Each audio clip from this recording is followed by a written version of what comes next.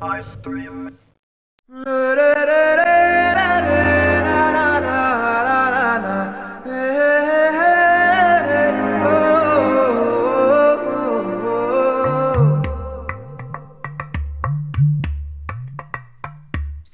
വീണ്ടും മുതലിയാർ കടയിൽ തന്നെ നിൽക്കുവാണ്. കാരണം ഇവിടെ നിന്ന് പഠിക്കാനായിട്ട് ധാരാളമുണ്ട്. അപ്പോൾ ഇനി ഒരു ഐറ്റം കൂടി ഞാൻ ഇവിടെ നിന്ന് ചോദിക്കാൻ പോവാണ്. മട്ടൺ ദോശ, മട്ടൺ കറി ദോശ, മട്ടൺ കറി ദോശ. നമ്മൾ സാധാരണ പലതരം ദോശ കഴിച്ചിട്ടുണ്ടല്ലേ? അപ്പം മട്ടൺ കറി ദോശ അത് എങ്ങനെയാണ് നമ്മുടെ മാസ്റ്റർ ഇവിടെ ചെയ്യാൻ പോകുന്നത് നോക്കാം. Thin dosa, mutton egg. Okay, ഒരു മട്ടൺ ഒരു ഗ്രേവിയോട് കൂടി തയ്യാറാക്കിയത്. അതിൻ്റെ റെസിപ്പി ഞാൻ രണ്ടാമത് പറയാം. അതിൻ്റെ കൂടെ ഒരു മുട്ട ചേർത്തു നന്നായിട്ട് ബീറ്റ് ചെയ്യാണ്.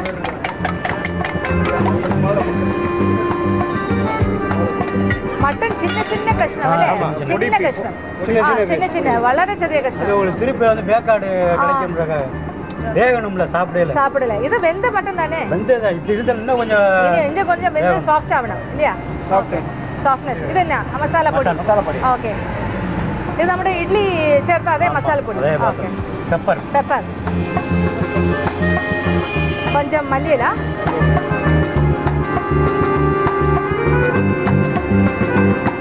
ഓയിൽ, മടക്ക് അല്ലേ? അപ്പോൾ പ്രോസസ്സ് കണ്ടു കഴിഞ്ഞല്ലോ. ഇനി ഇതിൻ്റെ മസാല എങ്ങനെയാണെന്ന് കൂടെ ഒന്നുകൂടെ ഒന്ന് ചോദിച്ചു നോക്കാം. ഇപ്പോൾ സാധാരണ മസാല ദോശയൊക്കെ ചെയ്യുന്നൊരു മോഡലാണ്, പക്ഷേ ഫില്ലിംഗ് എന്ന് പറയുന്നത് ഡിഫറെൻ്റ് ആണ്. ഇത് മട്ടണാണ്. അങ്ങോട്ടും ഇങ്ങോട്ടും തിരിച്ചിട്ടു. അകത്ത് നല്ലോണം പരത്തിയാണ് വെച്ചത്. മട്ടൻ്റെ പീസസ് വളരെ കുഞ്ഞതായിരുന്നു, വളരെ കൊച്ചതായിട്ടാണ് ചെയ്തത്. ധാരാളം എണ്ണ ഒഴിച്ചു. ഇതെല്ലാം ശ്രദ്ധിച്ച കാര്യങ്ങളാണ് അല്ലേ? പിന്നെന്താ, ഇതിൻ്റെ ഇട്ട മസാലപ്പൊടി, അതായത് മട്ടൺ ഗ്രേവിയോട് കൂടി വെച്ചു. അതിൻ്റെ മുകളിലൊരു പൊടി ഇട്ടല്ലോ, ഗരം മസാലപ്പൊടി. ആ പൊടി നമ്മുടെ ഫ്രൈഡ് ഇഡ്ഡലിക്ക് ചേർത്ത അതേ പൊടിയാണ്. അതായത് പട്ട, ഗ്രാമ്പു, ഏലക്ക, പെരിഞ്ചീരകം, തക്കോലം ഇതെല്ലാം കൂടി പൊടിച്ചതിൻ്റെ കൂടെ ഉഴുന്ന് പരിപ്പും കൂടി ചേർത്ത് ഇതെല്ലാം കൂടി ഒന്ന് ലൈറ്റായിട്ട് വറുത്തിട്ട് പൊടിച്ചെടുത്താണ്. അപ്പോൾ അതിനൊരു പ്രത്യേക മണവും സ്വാദുമാണ്. അത് ആ മസാലപ്പൊടിയാണ് ഇതിൽ ചേർത്തിരിക്കുന്നത്.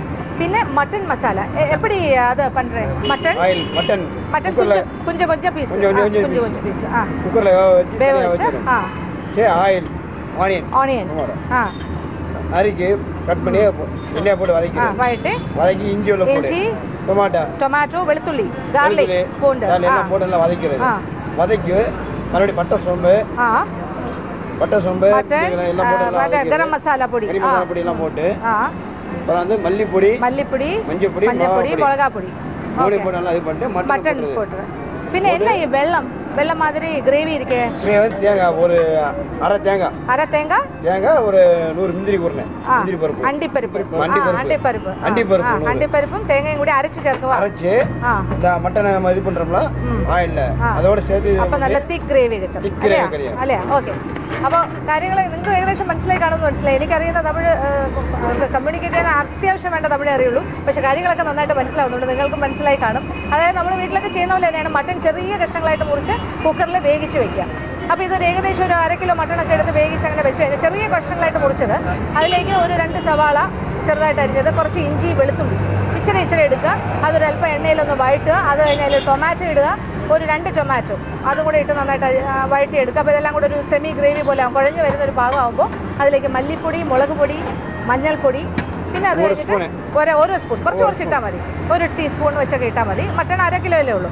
1 ടീസ്പൂൺ മല്ലിപ്പൊടി, 1.5 ടീസ്പൂൺ ഇട്ടുള്ളൂ. 1.5 ടീസ്പൂൺ മല്ലിപ്പൊടി, മുളക് പൊടി, മഞ്ഞൾപ്പൊടി, ഗരം മസാലപ്പൊടി അത് ഒരു ടീസ്പൂണോളം ഇട്ടിട്ട് ഇതെല്ലാം കൂടെ ഒന്ന് വഴറ്റി അവസാനം അദ്ദേഹം പറയുന്നത് അതിനൊരു ഗ്രേവിക്ക് ഒരു തിക്നെസ് വരാൻ കുറച്ച് തേങ്ങ, ഇത്ര തന്നെ ആവും, ഒരു പിടി ഒരു ചെറിയ പിടി തേങ്ങ, കുറച്ച് അണ്ടിപ്പരിപ്പ് കുതിർത്തം കുടിച്ച് അരച്ച് നല്ല ടേസ്റ്റ് രൂപത്തിലാക്കി അതും കൂടി ഈ മട്ടൻ്റെ കൂടെ ഇട്ട് വഴറ്റി. അപ്പോൾ അതിങ്ങനെ ഒരു ഗ്രേവി പോലെയാകും. അതാണ് ഇതിൻ്റെ മട്ടൺ മസാല. മനസ്സിലായല്ലോ? അപ്പോൾ ആ മട്ടൺ മസാലയാണ് ദോശ പരത്തി അതിൻ്റെ മുകളിൽ ഇങ്ങനെ നിരത്തി വെച്ച് കഴിഞ്ഞു. നിരത്തി വെച്ച മട്ടൺ മസാല മാത്രമല്ല, ആ മട്ടൺ മസാലയിൽ ഒരു മുട്ട ചേർത്ത് നന്നായിട്ട് അടിച്ചിട്ടാണ് ഇങ്ങനെ പരത്തി വെച്ചത്.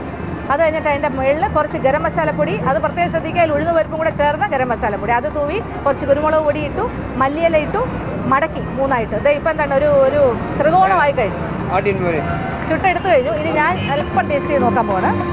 കൊഞ്ചം ഭയങ്കര ചൂടാണ്, എന്നാലും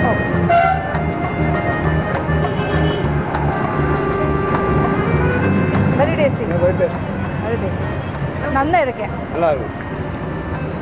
എത്ര വർഷമായിരിക്കാം? എന്താ മാതിരി ഡിഷസ് ചെയ്യണേ? 10 വർഷം 20 വർഷം 20 വർഷത്തെ എക്സ്പീരിയൻസ് ഉള്ള ഒരു മാസ്റ്ററാണ് ഇദ്ദേഹം. അതുപോലെ തന്നെയാണ് ഇവർ ഡെയിലി ചെയ്യുന്ന ഒരു കാര്യമാണ്. ഇവിടെ ഏറ്റവും കൂടുതൽ ഡിമാൻഡ് ഉള്ള ഒരു ഐറ്റമാണ്. മച്ച് ഡിമാൻഡ് അല്ലേ? இந்த ഐറ്റത്തിന് ரொம்ப ഡിമാൻഡ് എവറിഥിങ്. ഇതുപോലെ തന്നെ ഇതിൽ മുട്ട dosa, mutton dosa, chicken dosa chicken dosa, കാട ദോശ. പ്രോസസ് എല്ലാം സെയിം ആണ്. ഇറച്ചിയുടെ ഐറ്റം മാറുന്നേ ഉള്ളൂ. പക്ഷേ ഇത് ഇവിടുത്തെ സ്പെഷ്യാലിറ്റിയാണ്. അപ്പോൾ മധുരയിൽ വന്നാൽ തീർച്ചയായിട്ടും മുതലിയാർ ഇഡ്ഡലി ഷോപ്പ് ഇവിടെ അന്വേഷിച്ചെത്തണം. ഗോറിപ്പാളയം എന്നാണ് ഈ സ്ഥലത്തിൻ്റെ പേര്. ഒരു പാടുമില്ല കണ്ടുപിടിക്കാൻ. ഗോറിപ്പാളയത്തിൽ വന്ന് മുതലിയാർ ഇഡ്ഡലി ഷോപ്പ്. ഇവിടെയുള്ള എല്ലാ പത്രങ്ങളിലും വരുന്ന ആർട്ടിക്കിൾസിൽ വരുന്ന ഇദ്ദേഹം വളരെ ഫേമസ് ആണ്. ഇദ്ദേഹത്തിൻ്റെ അച്ഛൻ തുടങ്ങിയ കടയാണ്. 40 വർഷമായിട്ട് കണ്ടിന്യൂ ചെയ്യാണ്. അപ്പോൾ ഇത് ചെറിയ കടയായിട്ട് തന്നെ വെച്ചിരിക്കുകയാണ്. സത്യം പറഞ്ഞാൽ ഇതൊരു വലിയ കടയാക്കാനുള്ള എല്ലാ കാര്യങ്ങളും അദ്ദേഹത്തിനുണ്ട്. പക്ഷേ ഇതിൻ്റെ ഒരു ഐശ്വര്യം എന്ന് പറയുന്നത് ഈ കടയുടെ ആ പഴയ അച്ഛനുണ്ടാക്കിയ കടയെന്നുള്ളതാണ്. അതുകൊണ്ട് അത് മാറ്റാതെ അങ്ങനെ തന്നെ തുടരുന്നു. Thank you very much. അച്ഛനും അമ്മയും കൂടി ചെയ്താണ് അല്ലേ? ഇപ്പോഴത്തെ ഭാര്യയും ഭർത്താവ് ഇവർ തന്നെ രണ്ടുപേരും കൂടെ ഒരു കപ്പിളായിട്ടാണ് ഇപ്പോൾ അവരും ഈ ബിസിനസ് കണ്ടിന്യൂ ചെയ്യുന്നത്. ഈ ചേച്ചിയുടെ പേര് ഭാഗ്യലക്ഷ്മി എന്നാണ്. അപ്പോൾ പേര് പോലെ തന്നെ ഭാഗ്യമുള്ളൊരു ചേച്ചിയാണ്. കുളന്തകളിരിക്കുക. എത്ര കുളന്ത? ഒരു പൊണ്ണ 2 പയ്യൻ. എന്നാ പ്രായം? കല്യാണം കഴിച്ചോ? കല്യാണം അയച്ചോ? ഒരു തമ്പി പഠിക്കും. 2 മക്കൾ കല്യാണം കഴിഞ്ഞു. മകനും ഒരു മകനും കല്യാണം കഴിച്ചു. ഒരാൾ പഠിച്ചുകൊണ്ടിരിക്കുന്നു. എന്തായാലും വളരെ ഹാപ്പി ഫാമിലിയാണ്. ബിസിനസ് നല്ല രീതിയിൽ നടക്കുന്നു. വളരെ സന്തോഷം. പക്ഷേ നമ്മുടെ മധുരൈ കാഴ്ചകൾ കഴിഞ്ഞിട്ടില്ല. പിന്നെ ഈ മുതലിയാർ ഇഡലി കടയുടെ വിശേഷങ്ങളും കഴിഞ്ഞിട്ടില്ല. ഇനിയും ഇവിടുത്തെ സ്പെഷ്യലായിട്ടുള്ളൊരു കാര്യമുണ്ട്. ഇപ്പോൾ നമ്മൾ കാണിച്ചത് കൂടാതെ ഇത് ഏറ്റവും ഫേമസ് ആണ് ഈ കട വേറൊരു കാര്യത്തിൽ കൂടി. അത് ഇന്ന് കാണിക്കാൻ സമയമില്ല. അതുകൊണ്ട് ഇനി നാളത്തെ എപ്പിസോഡ് നിങ്ങൾ കാത്തിരുന്ന് കാണുക. നമ്മൾ മധുരൈ വിശേഷങ്ങളും മുതലിയാർ കടയിലെ മറ്റ് വിഭവങ്ങളുമായിട്ട് വീണ്ടും എത്തുന്നതാണ്.